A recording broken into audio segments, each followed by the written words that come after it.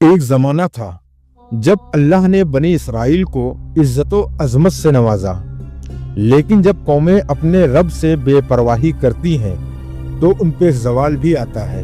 ہر طرف ظلم کا دورہ تھا، لوگ اپنے رب کو بھول چکے تھے۔ ہر طرف بت پرستی اور خدا سے بے رخی کا ماحول تھا۔ وہ وقت جب بنی اسرائیل گناہوں اور خدائی نافرمانی میں ڈوب چکے تھے۔ اللہ نے ان کو صحیح راہ دکھانے کے لیے یروشلم کی سرزمین پہ اپنے ایک پیغمبر کو مبعوث فرمایا۔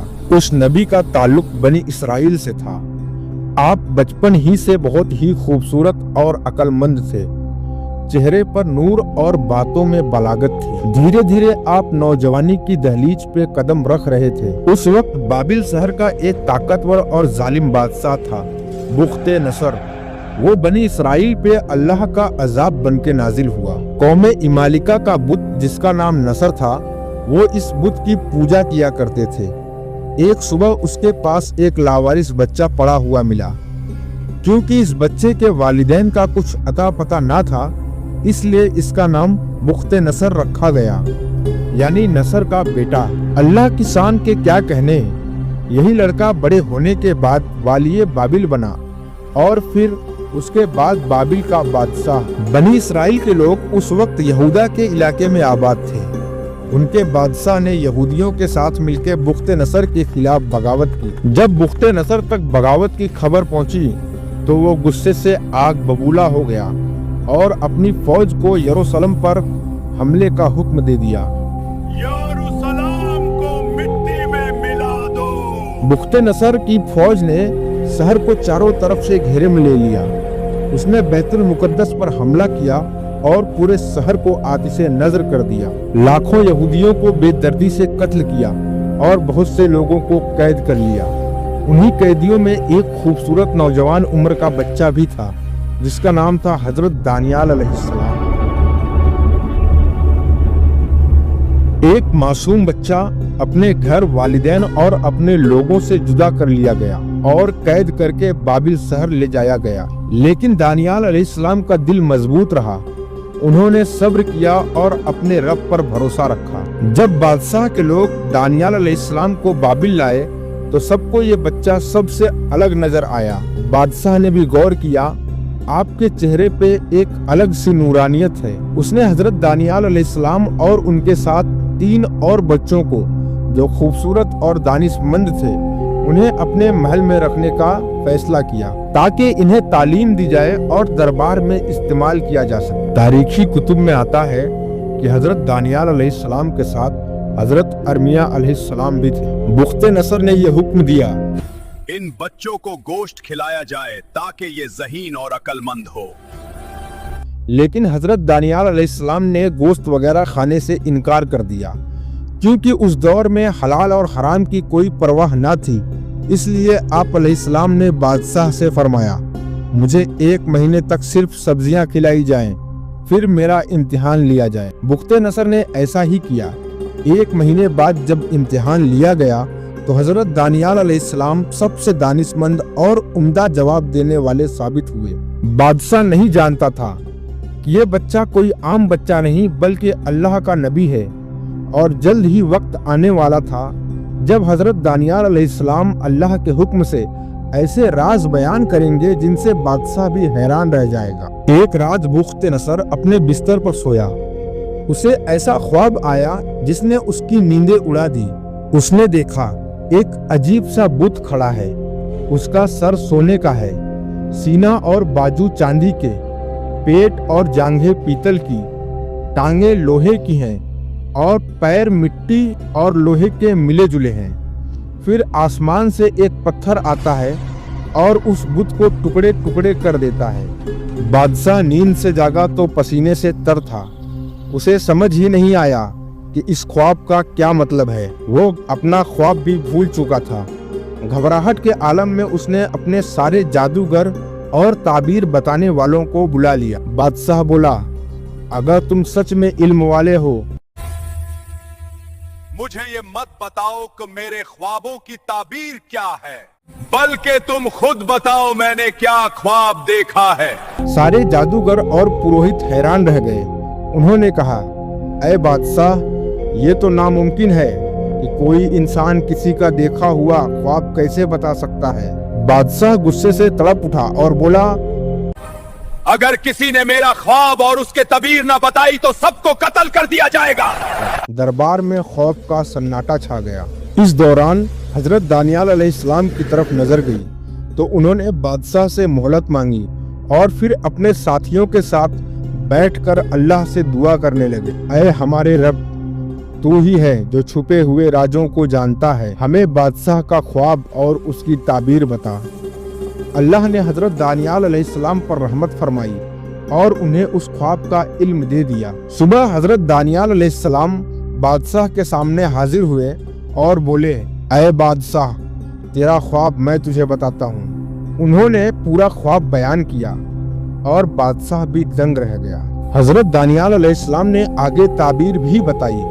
سونے کا سر تیری حکومت ہے، اس کے بعد چاندی تیرے بعد کی حکومت، پھر پیتل اس کے بعد کی حکومت، پھر لوہا اور آخر میں مٹی اور لوہا، جو کمزور اور بکھری ہوئی سلطنت ہوگی، لیکن آخر میں اللہ کی طرف سے ایک بادشاہت آئے گی جو ہمیشہ کے لیے قائم رہے گی۔ علماء اور مفسرین اس سے مراد امت محمدیہ صلی اللہ علیہ وسلم لیتے ہیں، جو تا قیامت تک قائم رہے گی۔ گویا حضرت دانیال علیہ السلام نے آخری نبی محمد صلی اللہ علیہ وسلم کی آمد کی خوشخبری بھی سنا دی۔ حضرت دانیال علیہ السلام کی تعبیر کے بعد بخت نصر کے دل میں تکبر پیدا ہو گیا۔ وہ سوچنے لگا، یہ سب میری طاقت ہے، میری عقل، میری سلطنت کا نتیجہ ہے۔ حضرت دانیال علیہ السلام نے اسے نصیحت فرمائی، اے بادشاہ، اپنے رب سے غافل نہ ہونا، اگر تو نے تکبر کیا تو اللہ تجھے ذلیل کر دے گا۔ مگر بادشاہ نے نصیحت کو نظر انداز کر دیا۔ ایک دن اپنے محل کی چھت سے شہر کو دیکھ کر تکبر سے بولا، کیا یہ وہی بابل نہیں جسے میں نے اپنی طاقت سے بسایا؟ بس اسی لمحے اللہ کا عذاب اترا، اس کی عقل چلی گئی اور وہ جنگلوں کی طرف نکل پڑا۔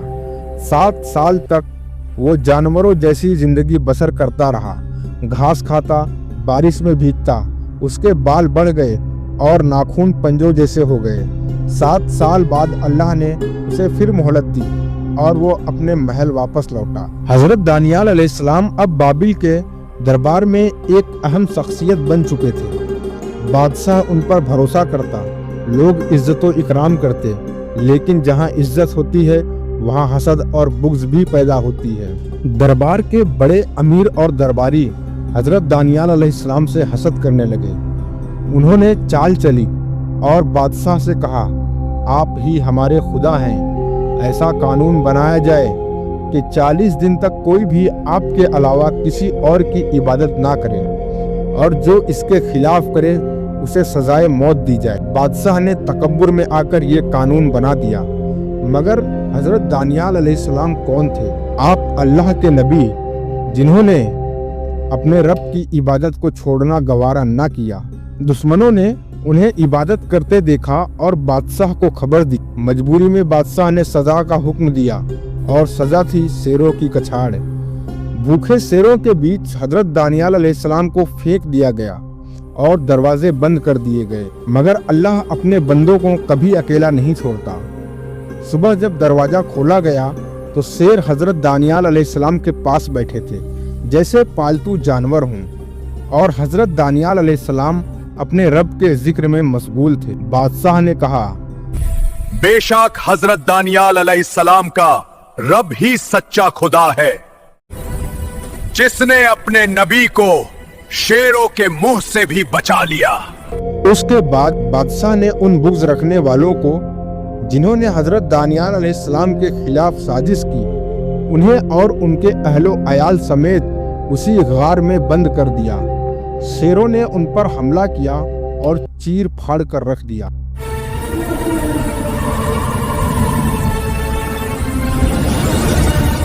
حضرت دانیال علیہ السلام عمر کے آخری حصے تک لوگوں کو توحید کی دعوت دیتے رہے، ایک خدا کی وحدانیت کا اعلان کرتے رہے۔ آپ نے دعا فرمائی، یا اللہ، مجھے تیرے آخری نبی کی امت کے ہاتھوں سے دفن عطا فرما۔ آپ کا وصال مبارک فارس کی سرزمین پر ہوا۔ 17 ہجری میں حضرت عمر رضی اللہ تعالیٰ عنہ کے زمانے میں حضرت موسیٰ اشعری رضی اللہ تعالیٰ عنہ نے تستر فتح کیا۔ تستر میں ہرقوس نامی شخص نے رہنمائی کی اور آپ کو ہرمزان کے بیت المال کے قریب لے گیا، جہاں بہت سے مال غنیمت ملی، اور سب سے افضل و اعلیٰ چیز جو انہیں دریافت ہوئی وہ حضرت دانیال علیہ السلام کا جسد انور تھا۔ حضرت ابو موسیٰ اشعری رضی اللہ تعالیٰ عنہ نے اسے 200 درہم عطا فرمایا۔ حضرت موسیٰ اشعری رضی اللہ تعالیٰ عنہ حضرت دانیال علیہ السلام کے جسد انور سے لپٹ گئے اور انہیں بوسہ دیا۔ جب بارش نہ ہوتی تو تستر کے لوگ آپ علیہ السلام کے جسد انور کو باہر کھلے میں لے جاتے اور کھلے آسمان میں رکھ دیتے۔ اللہ تعالیٰ ان کی برکت سے بارش برسا دیتا۔ آپ کے سرہان مبارک کے پاس ایک صندوق تھا جس میں عبرانی زبان میں کچھ کتابیں موجود تھی۔ ایک مٹکا تھا جس میں کچھ چربی موجود تھی۔ مریض اسے بطور شفا استعمال کیا کرتے۔ 60 مسکیزہ نما تھیلے تھے، ہر تھیلے میں 10,000 درہم موجود تھا۔ جو کوئی مفلس و کلاس ہوتا وہ اس مسکیزے سے اپنے ضرورت کے مطابق رقم لے آتا اور خوشحال ہونے پر واپس کر دیتا۔